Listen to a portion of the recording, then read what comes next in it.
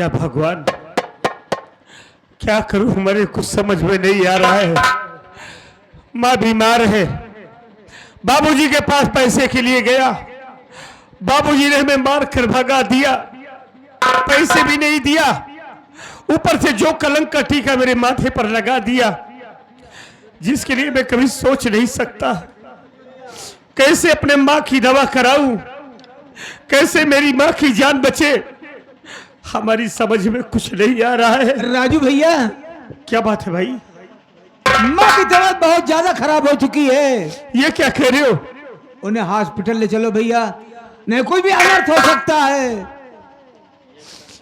क्या करूं भगवान, माँ की हालत बिगड़ती जा रही है। हमारे पास इतना पैसा नहीं है कि मैं माँ का इलाज करा सकूं। हमको लगता है हम अपनी माँ का इलाज नहीं करा पाएंगे। भैया, आप तो अपने पिता के पास गए थे, क्या हुआ? हाँ भाई, गया तो था, लेकिन बाबूजी ने हमें पैसा नहीं दिया, बल्कि मार कर भगा दिया। मारकर भगा दिया? किसी ने कहा भैया, अरे किसे अपना बनाए हम कोई काबिल नहीं मिलता, किसे अपना बनाए हम कोई काबिल नहीं मिलता। यहाँ पत्थर बहुत मिलते हैं लेकिन दिल नहीं मिलता। अरे मुसाफिर अपनी मंजिल तक पहुंचकर चैन पाता है, और वो मौजें सर पटकती हैं जिन्हें साहिल नहीं मिलता। माँ की जान कैसे बचेगी भैया? क्या करूं यार, उनका इलाज कैसे होगा? यही तो मेरे भी समझ में नहीं आ रहा है कि कैसे दवा कराऊं माँ की। भैया, एक काम करना पड़ेगा। क्या करूं भाई? अगर माँ की जान बचाना, उनका इलाज कराना है, तो आज भीख मांगना पड़ेगा। नहीं भैया, वाह रे मालिक, आज हमें अपने माँ की जान बचाने के लिए भीख मांगने पर मजबूर कर दिया है। कोई बात नहीं है ऊपर वाले, तेरी यही मर्जी है तो हम अपनी माँ के लिए भीख भी मांगेंगे। भाई देखो, चलो आगे बस्ती दिखाई दे रही है। हाँ भैया, बस्ती में चलकर भैया बाबू लोगों के सामने अपना दामन फैलाकर अपने माँ के इलाज के लिए पैसे मांगूंगा। चल भैया जल्दी। और हमें यकीन है कि हमें कुछ पैसे मिल जाएगा तो हम अपनी माँ का इलाज कराएंगे। हाँ भैया, आओ चलो, आगे बस्ती दिखाई दे रही है, बस्ती की तरफ चलते आइए हैं। हमारे साथ चलिए।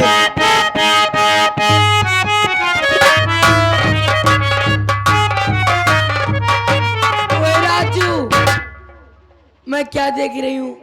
तुम्हें भीख मांग रहे थे, बात क्या है बताओगे? राधा, राधा मेरी माँ बीमार है, तबीयत बहुत ज्यादा खराब है। हम अपनी माँ का इलाज कराना चाहते हैं, लेकिन हमारे पास पैसा नहीं है। अब भीख मांगने के सिवा मेरे पास कोई रास्ता नहीं है। राधा, अरे पागल, मुझे बताए होते, जितना पैसा लगता मैं लगाती। ऐ राजू, तुम्हारी माँ हमारी माँ हुई ना? हाँ राधा, आज तो तुम्हारी बात सुनकर हमारा दिल खुशियों से भर गया कि कम से कम हमने ऐसी लड़की से प्यार किया है जिसकी नजरों में मेरे माँ बाप की कदर तो है ना। रो मत तुम।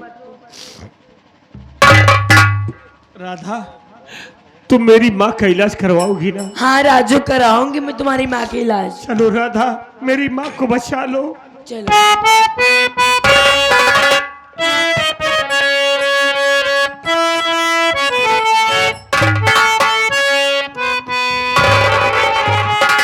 जिए तो जिए कैसे आए बिन आपके।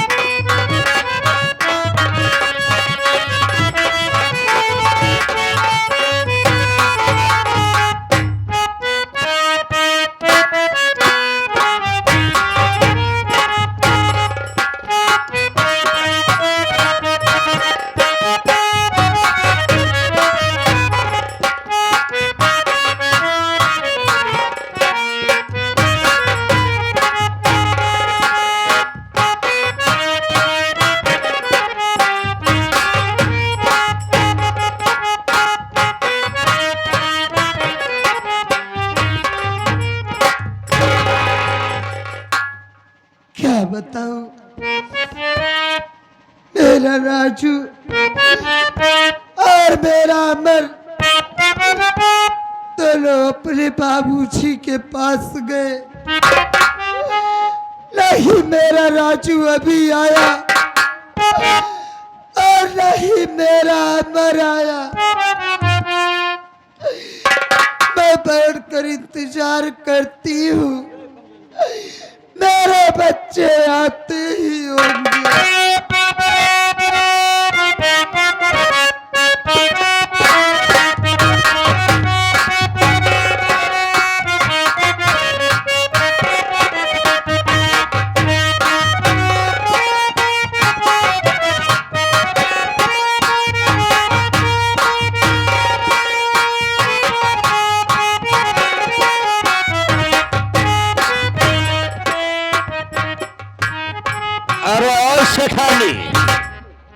शेठानी जी, देखिए आज तुम्हारे पास मैनेजर जी आए हैं।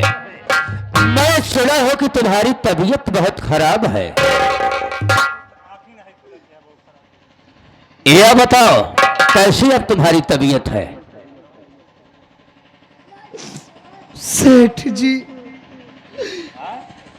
क्या बताऊं मैं तुमसे मैनेजर साहब, मेरी तो तबीयत बहुत खराब है। देखिए मेरे साथ आज शेख जी की दूसरी बीवी आई है तुमसे तुम्हारा हाल चाल लेने के लिए।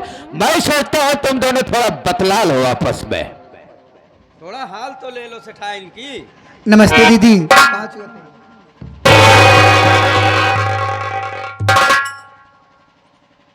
हराम खोरीन कुतिया,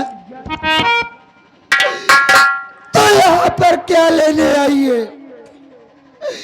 अरे मेरी दुनिया तो उजाड़ दी आते ही, और आकर कमीनी मेरा पाँव छू रही है। अरे मैं तेरा मुंह देखना पाप समझती हूँ। जितना जल्दी हो सके तू यहाँ से चली जा, मैं तेरी शक्ल नहीं देखना चाहती हूँ। चली जा, लेकिन हम सुने तुम्हारी तबीयत खराब है, जाई देख ही आए। हम तो देखे आए तो गाली देती है। हराम खोरीन कुतिया, मुझको मेरे हाल पे छोड़ दे, तो जैसे मंतिन की जरूरत नहीं है। अरे दीदी ज्यादा जिन चिल्लाओ, ज्यादा जिन चिल्लाओ, तबीयत खराब है। एक तो ऐसे आओ बाओ बकत गया। हराम खोरीन, आप मैं नहीं बक रही हूँ, तो बुलवा रही है मुझसे। दीदी एक बात कही तो है, हम सोचते हैं तबीयत खराब तुम्हारा है ना, ये सब जायदाद मेरे नाम कर दो, मैं एक आध दिन मर जाबू तो कैसे हो बताओ। वो तो मैं समझ रही हूँ खुतिया रंडी, मैं तो इतना समझती हूँ। तो आते ही मेरे घर में मुझको घर से बाहर करवा दी, और उससे भी जी नहीं भरा तो मेरे पास आई जायदाद अपने नाम करवाने के लिए। तो कैसे सोच ली कि मैं तुझ जैसे रंडी के नाम अपनी जायदाद करूंगी? हराम खोरी, अरे मेरे दो बच्चे हैं, मेरी तबीयत खराब है तो क्या हुआ? मैं इस दुनिया में रहूं या ना रहूं, लेकिन मेरे दो बच्चे हैं, वो अपनी जायदाद खुद देख सकते हैं, इतना समझदार हो गए हैं। मैं तेरा नाम अपनी जायदाद कभी नहीं करूंगी।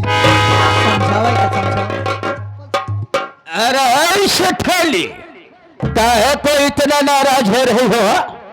आखिर देखिए शबनम जो कह रही है तुम्हारे हित के लिए कह रही है। तुम्हारी तबीयत बराबर ठीक नहीं है, भगवान का कहीं कुछ कल हो न जाए तो आखिर क्या होगा? अगर इसके नाम जर जमीन रहेगी तो समझो तुम्हारे बेटे के नाम जर जमीन रहेगी। हरामखोर कमीने मैनेजर, तो इस रंडी का भड़ुआ है ना, इसलिए तू उसके कहने पे मेरे पास आया है ना, उसको लिवा के। अरे है सेठाइन, काहे को नाराज हो रही हो? देखिए हमने कोर्ट से पेपर को तैयार करके लाया हूं, सिर्फ आपको सिग्नेचर करना है, ये लोग कर दीजिए। हरामखोर, कैसे तू सोच लिया कि मैं इसके नाम अपनी जायदाद कर दूंगी? कमीने, क्या तुझको पता नहीं है कि मेरे 2 बच्चे हैं? अरे सेठाइनिया, मुझे अच्छी तरह से मालूम है कहोगे है कि ब्लात का देवता बात से नहीं मानेंगे, तो साली उसमें की है लात से ही मारेगी। उठाऊंगे साले हंटर, तेरी चमड़ी को खरोच कर रख दूंगा। मैं बोल रहा हूं, ले रे साइन कर। साइन करेगी कि नहीं? साइन नहीं करेगी? मैं कभी नहीं करूंगी इसका नाम।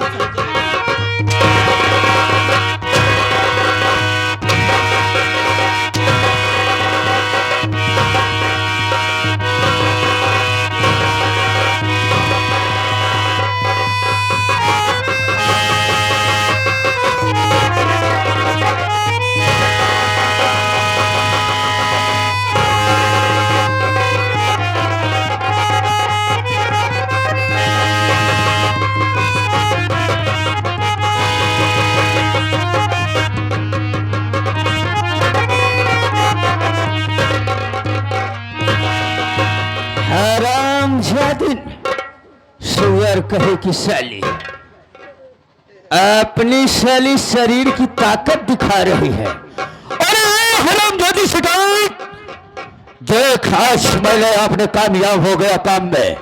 आज मैं तेरा घर को किनको में बिखेर दिया और तेरी संपत्ति सब अपनी प्रिय चरणमन शबनम के नाम कर दिया। अरे है शबनम, तेरी किस्मत की। इसे भी धक्के मार कर घर से बाहर निकाल दो। इस हरामजादी को धक्के नहीं, लात मार कर बाहर कर दो।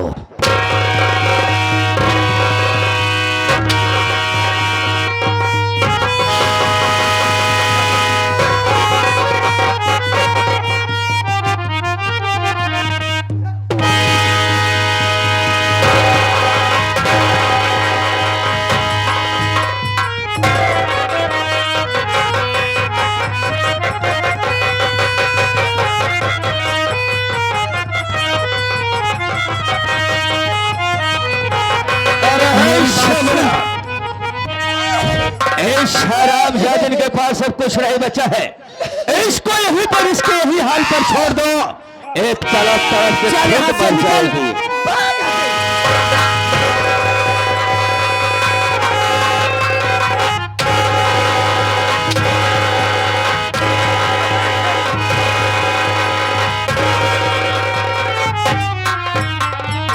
शबनम, चलो थोड़ी देर आराम किया जाएगा और इसके बाद इस प्रॉपर्टी को बेचकर ऐसा आराम किया जाएगा।